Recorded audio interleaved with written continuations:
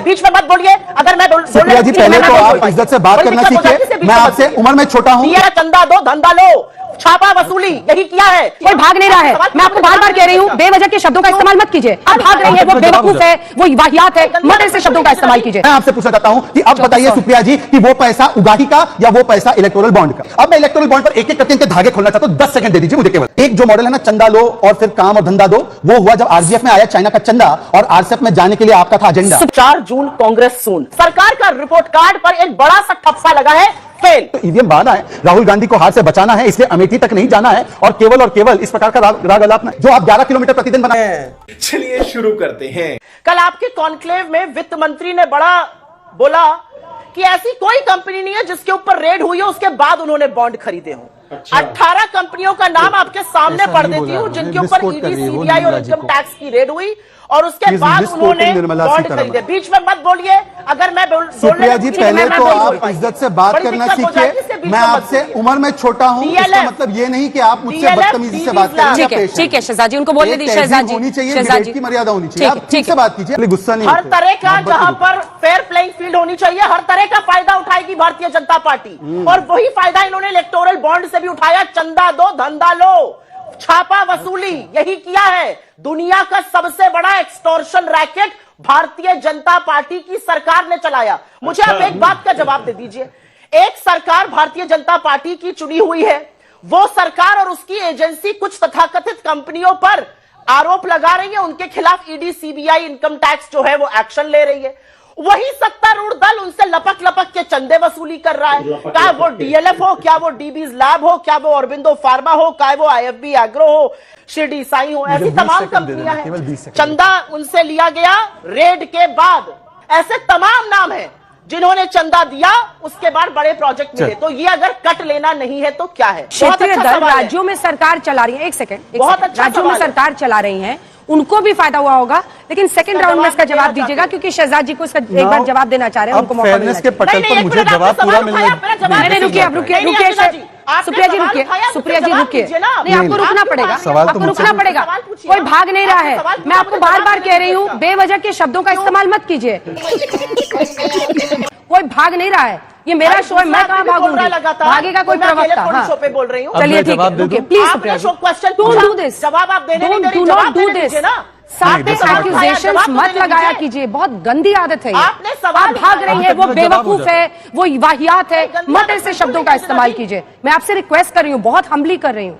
हम लोगों को तो जब हमारी 11 से 12 से अधिक सरकारें हैं और हमारी गठबंधन में 17-18 सरकारें हैं, तब हमें 6000 करोड़ मिला और हमारे 303 सांसद हैं। अगर इनके हिसाब से देखा जाए, इनके अगर 242 सांसद में 14000 करोड़ आते हैं, तो अगर इसी प्रोरेटा से देखते तो तृणमूल की सरकार अगर केंद्र में होती तो उनको 24000 करोड़ मिलते और कांग्रेस की सरकार केंद्र में होती तो उनको 15000 करोड़ मिलते। तो इसलिए मैं आपसे पूछना चाहता हूं कि अब बताइए सुप्रिया जी कि वो पैसा उगाही का या वो पैसा इलेक्टोरल बॉन्ड का। अब जैसी 242 सीट वाली पार्टी को 14000 करोड़ मिला, वो तो आम आदमी ने दिया होगा ना आपको। 57% पैसा इलेक्टोरल बॉन्ड से आपको आम आदमी ने दिया होगा इलेक्टोरल बॉन्ड खरीद के।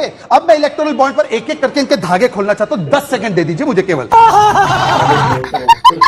ये कहते अभी एक सुप्रिया जी ने ट्वीट डाला है, बड़ा लंबा ट्वीट है कि कौन सी कंपनी ने किसने बीजेपी को डोनेट किया है। अब सुप्रिया जी और रेवंत रेड्डी में कोई तालमेल नहीं, हालांकि रेवंत रेड्डी और राहुल गांधी में भी कोई तालमेल नहीं है, अडानी से लेकर बाकी विषयों पर। परंतु देखिए, ये कहते हैं कि हेटेरो ड्रग्स वालों ने हमें चंदा दिया, हालांकि क्या प्रूफ है कोई समझ पता नहीं। रेवंत रेड्डी कहते हैं कि हेटेरो ने तो बीआरएस को चंदा दिया है, क्योंकि जब चंदा दिया गया 2022 में, उसके बाद 2022 मई में बीआरएस में राज्यसभा मिल गया हेटेरो के मालिक को। तो बताइए कि कौन सही, रेवंत रेड्डी या सुप्रिया श्रीनेत और अनुराग सही? चलिए छोड़ देते, एक और एग्जांपल दे देता हूं। मेगा इंफ्रास्ट्रक्चर की बात कर रहे, कालेश्वरम प्रोजेक्ट तो पूरा का पूरा तेलंगाना का है, उस पर भी रेवंत रेड्डी ने सवाल उठाया। चलिए उसको भी छोड़ देते क्योंकि आपको वो भी पसंद नहीं आएगा। आते फ्यूचर गेमिंग पर, जिस पर इन्होंने भी लिखा है। फ्यूचर गेमिंग का भी इतिहास सुनिए। 2011 का केस चल रहा है। 2011 में डीएमके को उन्होंने मूवी बनाने के लिए पैसा दिया, 2 करोड़ रुपया सीपीआईएम को दिया, 50 करोड़ रुपए और करुणानिधि की मूवी बनाने के लिए दिया। उसके बाद सिंघवी जी ने जाकर उनको डिफेंड किया, डीएमके के करीबी ने 2010 में डिफेंड किया। 2021 में उन्होंने 100 करोड़ का बॉन्ड दिया और 2 अप्रैल 2022 में उन पर रेड हुई। तो मान्यवर, आपके हिसाब से क्या ये चंदा दे रहे थे और रेड ले रहे थे? एक जो मॉडल है ना, चंदा लो और फिर काम और धंधा दो, वो हुआ जब आरजीएफ में आया चाइना का चंदा और आरसीएफ में जाने के लिए आपका था एजेंडा। सुप्रिया जी, 4 जून को किसकी सरकार बन रही है सुप्रिया श्रीनेत जी? मुझे लगता है 4 जून कांग्रेस सून। अब 2.5 महीने ही बचे हैं इस अन्याय काल के, ये पूरी तरह से साफ हो चुका है। मेरा अपना मानना है कि 10 साल के बाद जब चुनाव के मुहाने पे आज ये देश खड़ा है तो सरकार को रिपोर्ट कार्ड दिखाना है। सरकार को बात करनी है कि 2 करोड़ सालाना रोजगार बनने थे, उसका क्या हुआ, काले धन पर कैसे प्रहार हुआ, क्या 15 लाख बैंक अकाउंट में आए, क्या महिलाएं सुरक्षित हुई, क्या महंगाई कम हुई। सरकार का रिपोर्ट कार्ड पर एक बड़ा सा ठप्पा लगा है, फेल। कैसे कैसे लोग रहते हैं यार यहाँ पर। 10 साल बाद जब आज इस देश में चुनाव होने जा रहा है तो इस देश की 20% आबादी 46 रुपए रोज पर अपनी गुजर बसर करने को मजबूर है। उसी में खाना, उसी में रहना, उसी में पढ़ाई, उसी में दवाई, उसमें सब कुछ। इस कगार पर देश खड़ा है, इसलिए अब न्याय होगा। न्याय युवाओं के साथ होगा, किसानों के साथ होगा, श्रमिकों के साथ होगा, नारी के साथ होगा और हिस्सेदारी का न्याय होगा, क्योंकि अन्याय का ये जो काल 10 साल का था इसका अंत होने जा रहा है। अभी बदत है भाई, अभी बदत है। अब इन सब के बीच ये चुनाव हो रहे हैं जिसमें ईवीएम पर भी, चुनाव आयोग के रवैये पर भी, सीएए पर भी, इलेक्टोरल बॉन्ड्स पर भी पीएम को घेरने की कोशिश है।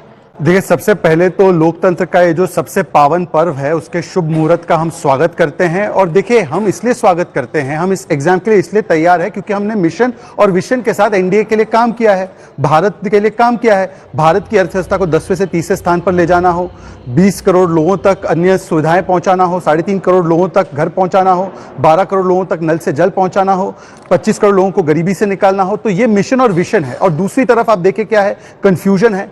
परंतु देखिए, मैं आपको बताता हूं, 7 फेज का चुनाव है, 3 फेज का मेल्टडाउन होगा।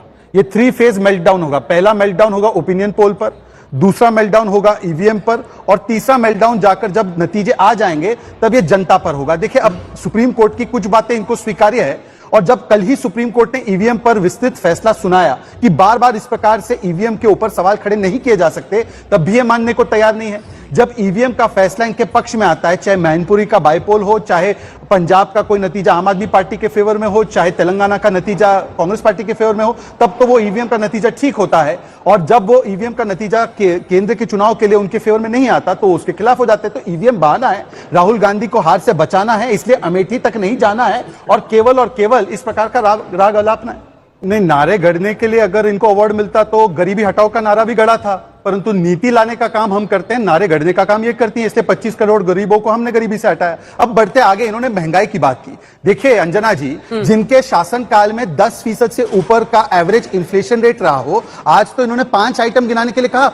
होलसेल प्राइस इंडेक्स नेगेटिव में है, कंज्यूमर प्राइस इंडेक्स 5.5 से लगातार औसतन नीचे रहा है। मैं आपसे पूछना चाहता हूं, हालांकि अगर आप कहती है महंगाई इतनी ज्यादा है तो हिमाचल में आपने 6 रुपए डीजल के क्यों बढ़ा दिए? आज मैं सुप्रिया जी को पूरा जवाब दूंगा। इन्होंने कहा 2 करोड़ रोजगार का जवाब दीजिए। सुप्रिया जी, 16 करोड़ जो है ईपीएफओ डेटा से ऐड हुआ है, जिसमें ज्यादातर 18 to 25 के एज ग्रुप में, जाकर चेक कर लीजिए, उसमें हम लोग भरते हैं पैसा, तो ये ऐसा वैसा आंकड़ा नहीं हो सकता। 3.1% अनएम्प्लॉयमेंट रेट एनएसओ का डेटा है। आपके चहीते सीएमआई का भी डेटा उठा ले तो 20% अनएम्प्लॉयमेंट था। बीच में मत बोलिए। राजस्थान में जहां पर आपकी सरकार डिलीट हो गई और 2% अनएम्प्लॉयमेंट रेट मध्य प्रदेश में था, जहां पर हमारी सरकार रिपीट हो गई, पर फिर भी मैं कहता हूं उसको छोड़ दीजिए। धरातल पर देखिए, जो आप 11 किलोमीटर प्रतिदिन बनाती थी हाईवे, आज 37 किलोमीटर बन रहा है। तो कौन काम कर रहा है? रोम के लोग आ रहे हैं क्या?